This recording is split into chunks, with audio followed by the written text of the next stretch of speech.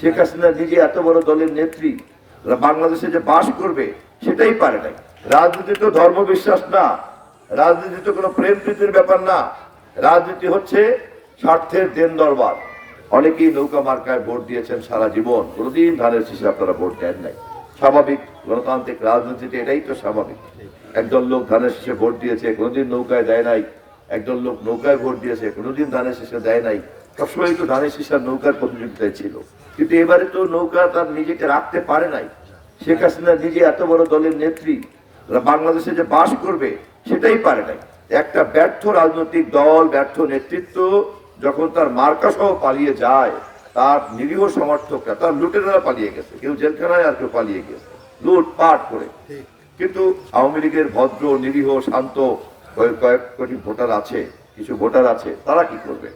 সেই ভোটারদের জন্য আমি মনে করি যে তারেক রহমানের এই যে দিক নির্দেশনা, এই দিক নির্দেশনা আমাদের দলের পক্ষ থেকে পৌঁছে দেওয়া দরকার, যে আমরা ভবিষ্যতে কোনো দলীয় সরকার কায়েম করব না, আমরা সমস্ত মানুষের কল্যাণের জন্য একটা সরকার কায়েম করব। বিশেষ করে অমুসলিম ভাইদের কাছে এই বার্তাটা পৌঁছে দিতে হবে।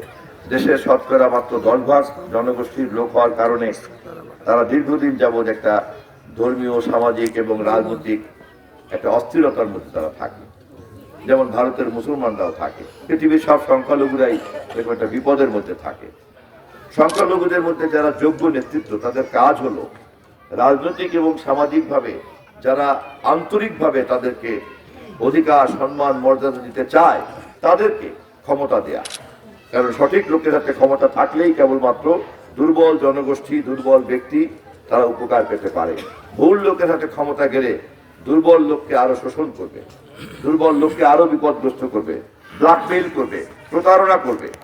যে এবারে এই পরিস্থিতিতে অমুসলিম সম্প্রদায়রা খুব সঠিকভাবে বুঝতে পেরেছেন ধানের শীষ তাদের একমাত্র মার্কা, যা তাদেরকে নিরাপত্তা দিতে পারে।